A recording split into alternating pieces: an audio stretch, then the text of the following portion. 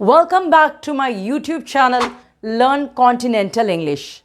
Today we are going to do a very important chapter of English grammar. आज हम बहुत important chapter English grammar का करने जा रहे हैं, that is modals, right? इसको बहुत टीचर्स modals भी बोलते हैं. तो सबसे पहले हम definition समझ लेते हैं. What are modal verbs? Now अगर आप बचपन में पढ़े होगे और याद होगा तो आप मेन वर्ब और हेल्पिंग वर्ब्स ज़रूर पढ़े होगे. तो सबसे पहले आप समझ लीजिए कि modal verbs they always come in the category of helping verbs. Modal verbs हमेशा ही हेल्पिंग वर्ब्स के कैटेगरी में आते हैं. अब डेफिनेशन आप समझ लो. Modal verbs are helping verbs and they help the main verbs. वो मेन वर्ब्स को हेल्प करते हैं in expressing ability, request, permission, possibility, advice, necessity, etc.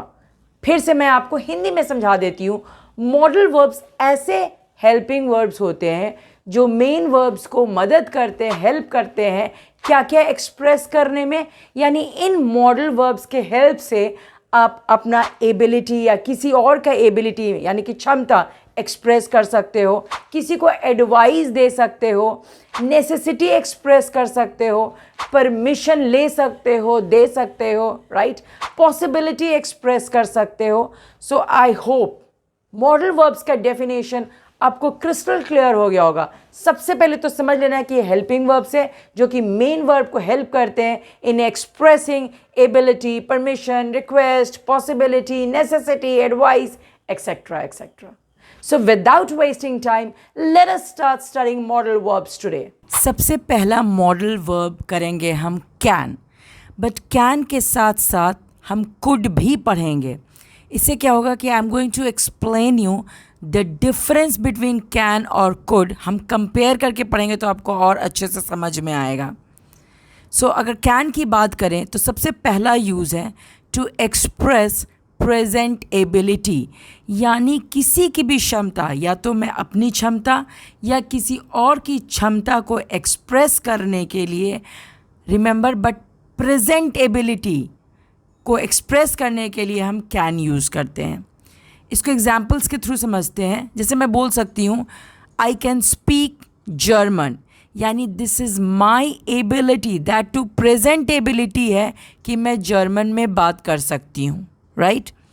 Second example is she can swim in deep water. यानी उसका presentability क्या है कि वो डीप वाटर में आराम से तैर सकती है. एक और एग्जाम्पल देख लेते हैं. Birds can fly. Now birds का ये एबिलिटी होता है, प्रेजेंटेबिलिटी होता है कि वो उड़ सकते हैं. अगर हम उड़ना चाहें तो हम नहीं उड़ सकते हैं. यानी हमारा उड़ने का एबिलिटी नहीं है. सो अगर फिर से रिकैप करते हैं, रिमेंबर, कैन का मतलब क्या होता है? To express present ability. However अगर हम कुड की बात करें तो इट इज़ यूज और we use could to express past ability.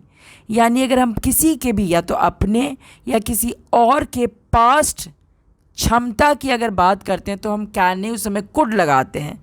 कैसे? My father could run 5 kilometers a day when he was young. यानी मेरे पापा का एबिलिटी था पास्ट में कि वो 5 किलोमीटर दौड़ सकते थे आराम से जब वो यंग थे. अब now he has become old, right, he 60 years old. तो अब उनका करेंट एबिलिटी नहीं है. एक और देख लेते हैं. I could work for 10 hours a day when I was young. यानी कि जब मैं यंग थी तो मैं 10 घंटे काम आराम से लगातार कर सकती थी. ये मेरा पास्ट एबिलिटी है. बट अभी मैं 8 घंटे से ज़्यादा नहीं कर सकती हूँ. ओके, सो रिमेंबर, पहला यूज़ कैन का बोला है to express present ability. However could का पहला यूज़ क्या है? To express past ability. Second use देख लेते हैं. We use can to make request. Okay, किस टाइप का रिक्वेस्ट? रिक्वेस्ट इनफॉर्मल रिक्वेस्ट, जैसे अगर हमको अपने दोस्तों से अगर मान लीजिए कुछ रिक्वेस्ट करना है या अपने भाई बहन से कुछ रिक्वेस्ट करना है, जिसको हम इनफॉर्मल रिलेशन बोल सकते हैं, जिसमें हमको ज़्यादा रिस्पेक्ट दिखाने की ज़रूरत नहीं है, उसमें हम रिक्वेस्ट करने के लिए हम कुड नहीं कैन लगाएंगे। कैसे? Can I borrow your book? अगर मुझे अपने कोई दोस्त से किताब बोरो करना है तो हम क्या बोलेंगे? Can I borrow your book? या अगर मान लो आपको ही अपने दोस्त से 100 रुपया लेना है तो आप कैसे बोलोगे? कुड नहीं लगाओगे, आप कैन लगाओगे। Can you lend me ₹100? Okay. या मुझे अगर किसी अपने दोस्त का पानी पीना है तो मैं क्या बोलूँगी? Can I drink your water? Can I eat your lunch? So remember, can हम रिक्वेस्ट के लिए तो लगाते हैं बट इनफॉर्मल रिलेशन के लिए लगाते हैं, जिसमें हमको ज़्यादा रिस्पेक्ट दिखाने की ज़रूरत नहीं है। जनरली इनफॉर्मल रिलेशंस में क्या आएंगे? भाई बहन, दोस्त, हमसे कोई छोटा जो है उसके लिए हम कैन लगाएंगे। हाउ एवर कुड भी हम रिक्वेस्ट के लिए लगाते हैं, बट जब वेरी पोलाइट रिक्वेस्ट होता है, to express very polite request we use could, या we use could to make very polite request. Now किस टाइप के लोगों के लिए रिक्वेस्ट के लिए आप कुड लगाओगे? जैसे कंपनी का बॉस है या कंपनी का CEO है, डायरेक्टर है, कोई सेलिब्रिटी है, किसी भी फील्ड का सेलिब्रिटी हो, स्पोर्ट्स, बॉलीवुड, जिसको आपको बहुत बहुत रिस्पेक्ट दिखाना है, उसके लिए आप कैन कभी नहीं लगाओगे। कोई रिक्वेस्ट करना है आप क्या लगाओगे? कुड लगाओगे। कैसे? सपोज़ कि आपके शहर में विराट कोहली आते हैं और आपको उनका ऑटोग्राफ चाहिए, तो आप क्या बोलोगे? Sir, could you please give me your autograph? Right. Suppose कि विराट कोहली के साथ आपको एक सेल्फी लेना है तो आप क्या बोलोगे? Sir, could I please have a selfie with you? Okay. एक और एग्जाम्पल देख लेते हैं। अगर मान लो मुझे अपने बॉस से परमिशन लेना है, जल्दी छुट्टी लेने का है, जल्दी घर जाने का, तो हम बॉस के लिए कभी भी कैन नहीं लगाएंगे, राइट? क्योंकि आपको बहुत ज़्यादा रिक्वेस्ट दिखाना है। तो आप क्या बोलोगे? Sir, could you please allow me to go home early today? Okay. आपको अपने डायरेक्टर से राइट लिफ्ट लेना है तो आप क्या बोलोगे? Sir, could you please give me a lift today?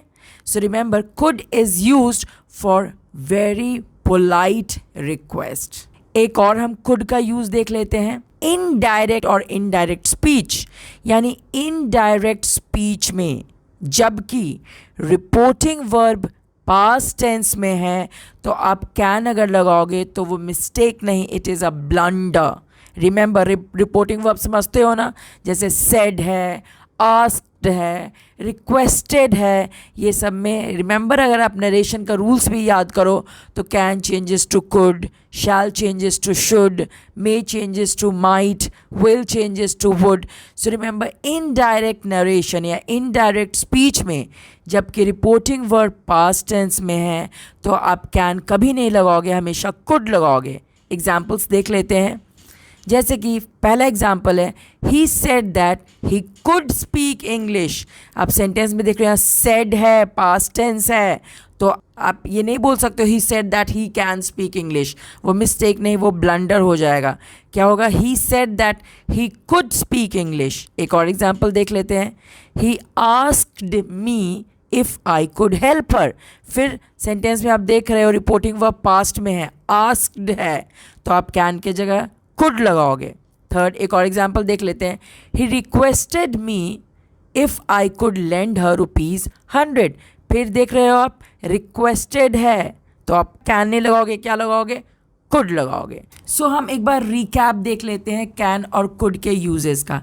पहला यूज़ है can is use to express present ability, however we use could to express past ability. Second, we use can to make informal request, however we use could to make very polite request. And third, could का use है indirect narration में when reporting verb is in past tense we always use could. So today we have completed modal verbs can and could. Next class miss nahi karna hai because we are going to do another pair of modal verbs जिसको हम compare करके पढ़ेंगे, and they are will and would. Thank you.